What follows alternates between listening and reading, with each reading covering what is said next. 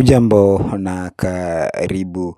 Margaret Nduta yuko wapi? Margaret Nduta Macharia, mwanamke mwenye umri wa miaka 37 kutoka Waitaga, kaunti ya Murang'a nchini Kenya, alikuwa amekosa ajira kwa muda mrefu na alikuwa akitafuta nafasi ya kazi nje ya nchi. Mnamo Julai mwaka 2023, mwanaume Mkenya aliyefahamika kwa jina John alimfuata na kumweleza kuhusu kile kilichoonekana kuwa nafasi halali ya kazi.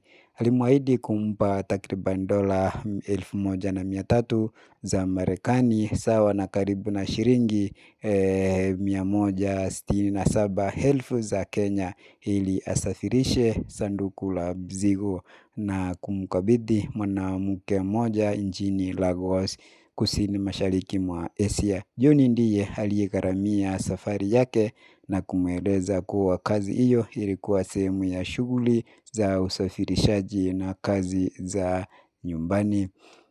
Nduta alisafiri kutoka Kenya hadi Addis Ababa, Ethiopia, ambayo ni kitovu kikuu cha usafiri kwa Waafrika Mashariki wanaoelekea Mashariki ya Kati na Asia.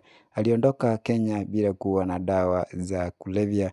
Baada ya kuwasili Addis Ababa, mshirika wa John alimkabidhi sanduku jingine la mizigo badala ya lile alilokuwa nalo. Kwa mujibu wa uchunguzi, sanduku hilo jipya lilikuwa limefichwa takriban kilo 2 za cocaine ndani ya ukuta wake wa ndani. Kubadilisha mizigo katika vituo vya transit ni mbinu iliyotumiwa mara nyingi na mitandao ya biashara ya dawa za kulevya ili kupunguza uwezekano wa kugunduliwa na kuwafanya wasafirishaji wasiwe na shaka kuhusu yaliyomo ndani ya mizigo.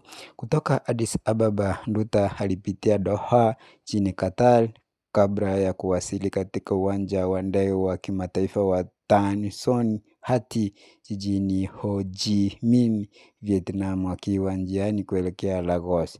Alikuwa amepitia ukaguzi wa usalama katika viwanja vya ndege vya awali bila tatizo. Hata hivyo, alipofika Vietnam, maafisa wa usalama walikagua mzigo wake na kugundua cocaine iliyokuwa imefichwa. Alikamatwa mara moja. Katika kipindi chote cha kesi, Nduta alisisitiza kuwa hakuwa na ufahamu wowote kuhusu uwepo wa dawa hizo na alidai kuwa alidanganywa na kutumiwa kama msafirishaji bila kujua. Mnamo Machi mwaka 2025, mahakama nchini Vietnam ilimpata na hatia ya kusafirisha dawa za kulevya na kumhukumu adhabu ya kifo.